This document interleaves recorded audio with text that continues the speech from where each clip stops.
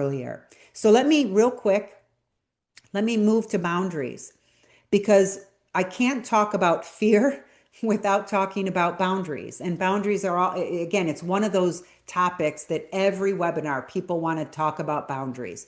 Boundaries are so interesting. When I was going through this, boundaries were rules, right? Like the rules I had to give my husband. You know, you can't do these things, and you must do these things, and it was like rule based.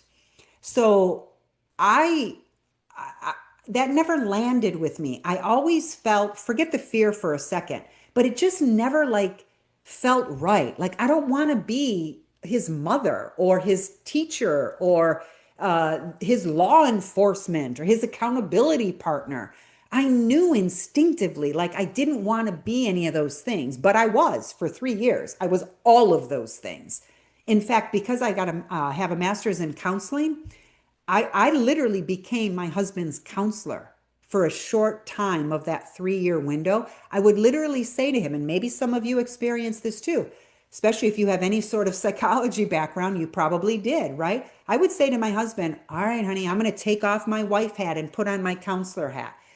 Those were literal words that I said to my husband. And I look back and I go, oh my God, how toxic of me, how unhealthy of me to take on the role of trying to help somebody else that has completely destroyed my life heal, right? So boundaries became a huge part of my world. Boundaries should not be rules. Ladies and gentlemen, boundaries should not be rules. Boundaries should be based on what you need. This is why I created the last course, which nobody, it's not even public. Well, it's public as of tonight, but it wasn't public prior to today. I want betrayed partners to start healing so that they can start really understanding what do you need and then create boundaries in your life with all people, not just your spouse, but with all people that are based on what you need. Need based boundaries, not just rules. You must call me if you're this, you must send me this, you must do that. I want betrayed partners to understand what they need and then create boundaries around that. Once betrayed partners really understand that you have needs, you deserve certain things in this life, you deserve to live life on your terms, not based on fear, not based on somebody else's rules. When you start really like living that life, that's empowering.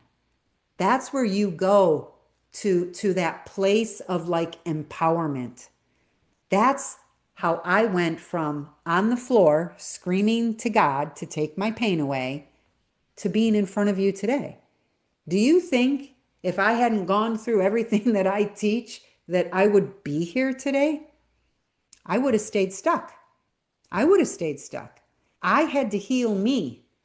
I couldn't wait for my husband. I'd waited for 3 years and it wasn't working. I tried everything and it wasn't working. I had to shift the focus to me. And that required me understanding my fears and my needs, and then communicating my needs and getting rid of my fears so that I could stand up and say, no more.